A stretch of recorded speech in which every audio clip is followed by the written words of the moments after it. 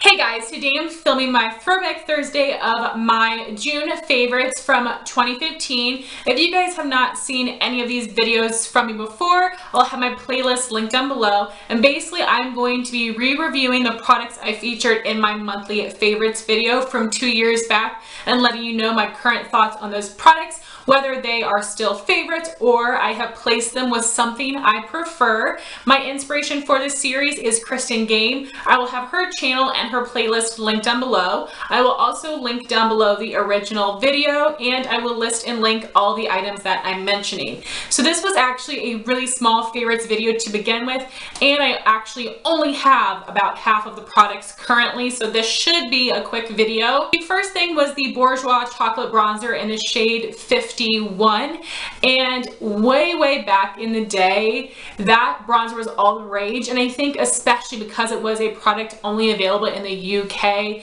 Now you can get Bourjois in Canada and in some places online, but it was a really hard product to come across. And my sister and mom had gone to England for my sister's senior trip and they picked it up for me. I was really excited about it. And I'm surprised I even mentioned it in a favorites, because that bronzer, first off, it doesn't really smell like chocolate. Second, it is so orange. It would look orange on most people, but because I'm so fair, I can't pull it off.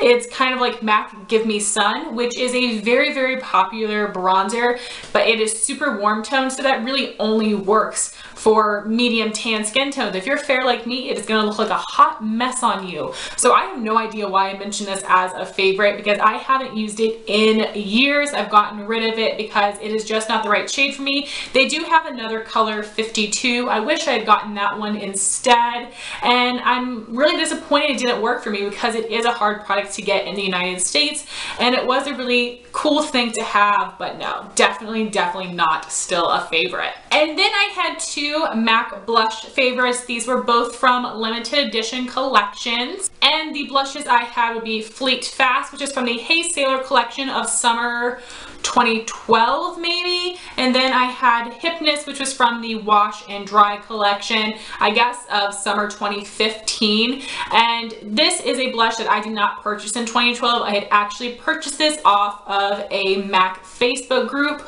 called Buy Sell Swap MAC Makeup, I believe. I'll have a link for it down below. I've actually purchased two blushes from there before, brand new in box for a really good price, so I definitely recommend it. I have had no trouble purchasing from there. I've never tried selling, but purchasing has been really easy just going through PayPal. So Fleet Fast is a satin finish and Hipness is a frost finish. When I swatch it, it has a little bit more of a sheen to it, but on the skin it looks just like the satins, and on my skin these satins look like mattes. They don't look drying or chalky or cakey or anything like that, but they definitely just look like matte blushes on my skin. These are so beautiful. So Fleet Fast, as you can tell, is a little bit more peachy, while Hipness has a bit more pink to it. Fleet Fast has almost a burnt quality, and Hipness is a little bit brighter. I love both of these colors. These are holy grail blushes for me, staples for the summertime. I absolutely love MAC blushes, especially from their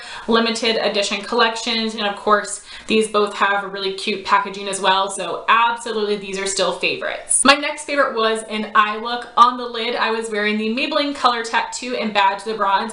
If you guys have been with me through my panning journey, it took me at least 2, maybe 3 projects to finally finish that up. There is so much product in a color tattoo. I was applying 2 layers. I was wearing it almost every single day. It took me so long to get through. Bad to the Bronze is a really beautiful metallic cool tone bronze.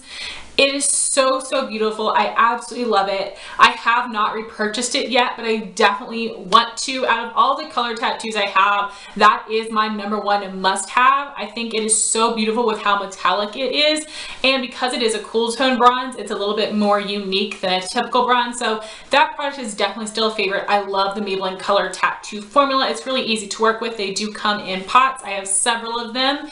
And then the eyeshadows I was wearing along with it in my crease and transition color were from the Urban Decay Naked Original palette. And I was wearing Naked as my transition color and Buck as my crease color. These are really good matte shades. I do like the formula of these Urban Decay mattes. I find them to be very pigmented. They blend out nicely. And I used to think this was a warm palette, and these two shades I would say are neutral, leaning a little bit warm.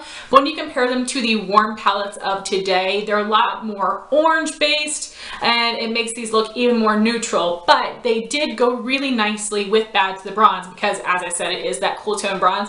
So I do like all of those shades together. I think they work really nicely to create a fantastic, easygoing look. But in general, the Urban Decay Naked palette is no longer a favorite. In general, I am not in love with the Naked palettes except for Naked 3. I really love that one.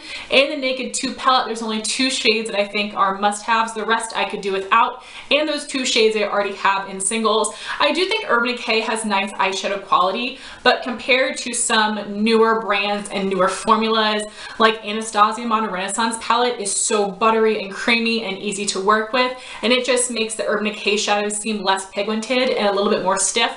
I don't have trouble working with them, so I do like the formula, but the colors in this palette are definitely not my favorite anymore. But those 2 shades I do like when I am using them with Maybelline Bad to the Bronze. So along with the Maybelline Bad to the Bronze and the Urban Decay Naked and Buck, on my lower lash line I was wearing a ColourPop eyeshadow. This is in the shade Ibiza. It is a pearlized finish, a really beautiful, bright, shimmery blue color, and this really has not been a favorite of mine. It's a beautiful, beautiful shade, but I just never really knew how to work with it.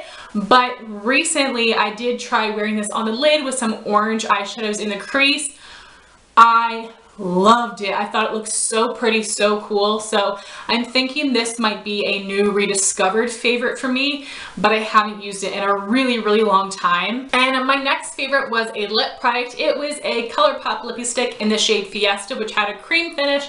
This was a really, really pretty pink tone peach color that wasn't too light, wasn't too bright. It was a perfect, perfect color for summertime. And even though I thought the color was amazing, I did end up decluttering it, and it is because I don't like the cream finishes from ColourPop. I feel like they cake up on the inner part of my lip. They just look kind of heavy, feel kind of gloopy. The only finishes that I like in the ColourPop lippy sticks are matte and matte X. The other formulas I just don't like, which is a bummer because that color was absolutely gorgeous, but I wasn't reaching for it because of the way it felt on my lips and the way that it looked. Also, the cream finishes and the hyper glossy finishes have a very, very strong, sickeningly sweet scent to me that I cannot stand. I'm really sensitive to scents, especially in lip products, so I just wasn't reaching for it, so I decided to pass it on. I really wish that color was in a matte finish because it was really, really pretty, but that formula is just not my favorite. And my last favorite was a nail polish. This is Color Club's East Austin. This color is so hard to show up true to color on camera. This is a neon peach shade, and it does dry down to that satin finish. It takes 3 coats to be fully opaque. Because it does dry down to a matte finish, because it's a neon, inconsistencies and bald spots will really show up. So it does take 3 very carefully applied coats to look good, which is why I normally don't reach for neon polishes, because I just hate matte polishes. I find them pretty hard to work with. But this is one of the better neons that I've tried. I have not worn it yet this summer. I don't think I would consider it a favorite because I do have other colors I reach for over this, but if you're looking for a neon peach, I would recommend this one because I do think it has a good formula for a neon. So guys, that was my Throwback Thursday of my June favorites from 2015. I would love to know your thoughts on any of these products in the comments down below. Thank you all so much for watching this video. Please like, comment, and subscribe, and I'll talk to you soon. Bye guys.